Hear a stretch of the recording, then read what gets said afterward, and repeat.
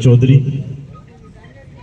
आपके जाने पहचाने कांग्रेस के वरिष्ठ नेता और नागौर से अपने विधायक हरेंद्र जी मिर्जा साहब, चिरंजीवी राव साहब जो दिल्ली से हमारे बीच में आए और राजस्थान में कांग्रेस के प्रभारी हैं,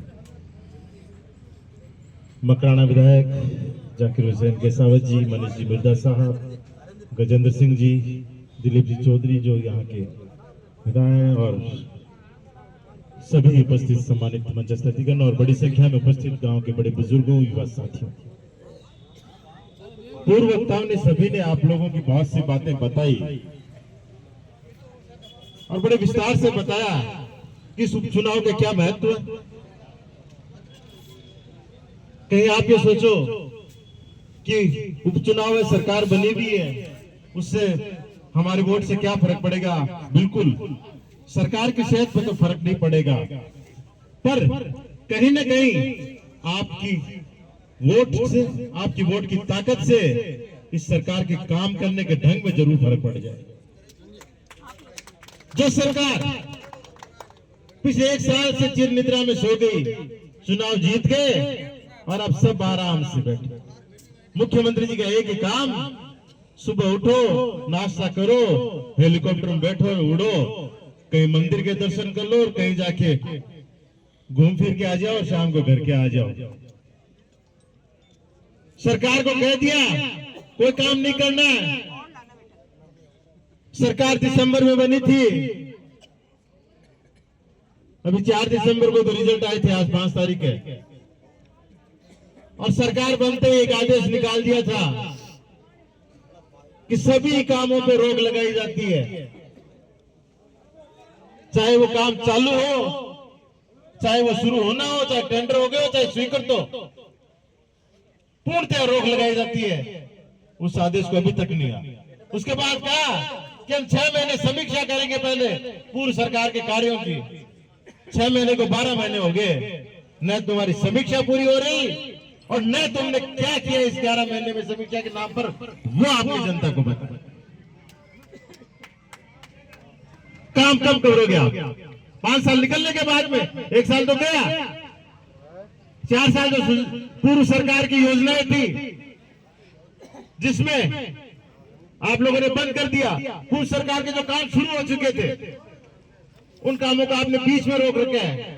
ठेकेदार परेशान हो रहे हैं, उन्होंने टेंडर ले लिए, बहुत से ठेकेदारों ने काम शुरू कर दिए जिनका 10% 20% काम हो गया। बहुत से ठेकेदारों को वर्क ऑर्डर मिल गया और वो इंतजार कर रहे हैं कि कब हमें सरकार से इजाजत मिले और हम हमारे काम शुरू करें। उन्होंने अपना पैसा, टेंडर लेता है तो कोई इसकी अर्निंग मनी वो जमा होती है, वो जमा करा रखी है और उनको अभी तक नहीं काम स्वीकृत हुए पड़े, उनको कार्य आदेश नहीं दिया जा रहा है। तो इस सरकार को इस 13 तारीख को आप लोगों ने जगा दिया। इस वोट की ताकत से इन 7 विधानसभा क्षेत्रों में जिसके आपकी क्यूजर भी है, तो इनको पता चलेगा कि सोने से काम नहीं चलेगा, काम करने से काम चलेगा। तब ये जो पूर्व सरकार के कार्यकाल के जो काम है उनको चालू करेंगे। टंकियां बनी पड़ी, आधी खड़ी है, आधी रुकी पड़ी है, कम समीक्षा कर रहे हैं। अरे वो खराब हो जाएगी। मेरे क्षेत्र में 20 टंकियां चल रही हैं, 5 पूरी होगी, 15 टंकियों में किसी में थोड़ा काम है, किसी में बाकी पड़ी, सारी रोक रखी। सड़कें बिछा दी, नीचे तो WBM कर दिया और डामर का काम बाकी पड़ा है कि सरकार आदेश नहीं दे रही। ठेकेदारों के पैसे रोक रखे हैं सबके कि कहीं कामों को पूरा नहीं करते हैं। तो इस सरकार को आप इस 13 तारीख को जगाओ। कांग्रेस की उम्मीदवार बहुत सेवाभावी उम्मीदवार है।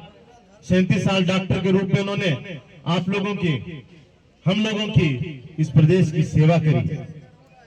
अब राजनीतिक क्षेत्र के माध्यम से आप लोगों की सेवा करने के लिए आप लोगों के बीच में आई।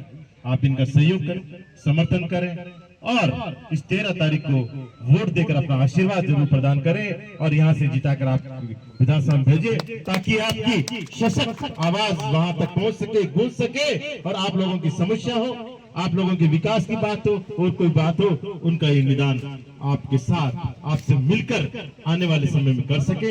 इसलिए इन 4 साल का आप उनका मौका दें। यही अपील करने के लिए मैं ही नहीं, सब जो लोग हैं आप लोगों के बीच में आज आए हैं और सब लोगों का हाथ जोड़ के निवेदन है कि 13 तारीख को हाथ के निशान वाला जो नीला बटन है उसको दबाकर कांग्रेस प्रत्याशी डॉक्टर रतन जी चौधरी को यहाँ जिताकर विधानसभा में भेजे। आप लोगों ने मान सम्मान स्वागत किया, उसके लिए विशेष तौर से सभी ग्रामवासियों का मेरी तरफ से बहुत बहुत आभार, धन्यवाद।